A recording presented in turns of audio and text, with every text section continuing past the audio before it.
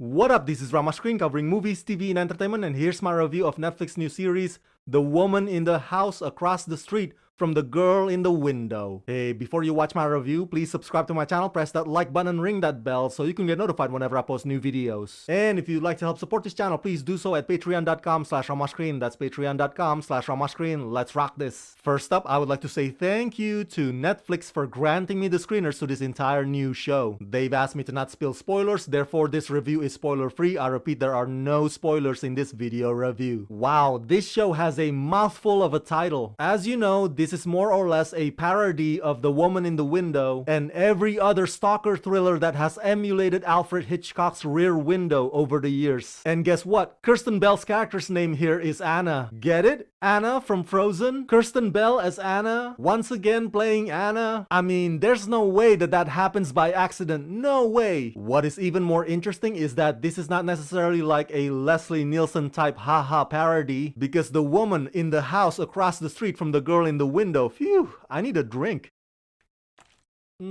This show has its story too, meaning it's not just constantly about making fun of an already existing material all the time. This is a side-splitting, gut-busting, dark satirical comedy with a sense of humor that ranges from subtle to downright ridiculous. Created by Rachel Ramras, Hugh Davidson, and Larry Dorff, in The Woman in the House Across the Street from the Girl in the Window, heartbroken Anna does the same thing every day. She sits with her wine, stares out the window, watches life go by without her.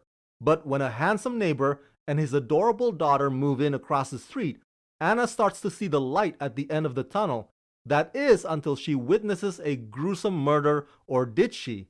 Starring Kristen Bell, Sam Sarayet, Tom Riley, Michael Ealy, and executive produced by Will Ferrell. By the way, this is supposed to be a mini-series or limited series, so there's not supposed to be a follow-up or continuous seasons beyond this. But hey, I wouldn't hold them to it. There are a total of 8 episodes, each runs about 30 minutes short. So yeah, just like Kristen's character, you can also pour yourself a glass of wine and binge watch this entire hilarity in one evening after a hard day at work. Of course, with a psychological thriller like this, it starts with the question of whether or not Anna is crazy. Did she really witness the murder she claimed to have seen? So once the answer to that is established, at least in Anna's mind, then the second half is the whodunit, or finding out the culprit behind it. When I mentioned earlier that the humor can be subtle, I was not kidding. There are times in the first few episodes especially, when it feels like the writers are really taking themselves seriously, to the point where the show kind of borderlines Desperate Housewives, if you will. Definitely more than your usual stereotypical parody. Do I enjoy that approach? Absolutely. Because instead of trying to get me to chuckle every other minute, the show focuses on making me invest in Anna's very flawed investigation. Kristen Bell is fantastic in this role. She obviously has done comedy in the past, but here, she also has to play the grieving ex-wife who's uncertain about her own mental health. It's this delicate dance that Kristen masterfully performs with a straight face. In between curling up depressed and drinking from the very top of her overflowing wine glass, Kristen's timing is precise and impeccable. But believe it or not, some of the theories presented on this show are kinda plausible, meaning in order to mislead the audiences every now and then, the writers would inject different angles or different ways of seeing the case, and some of them would make you go,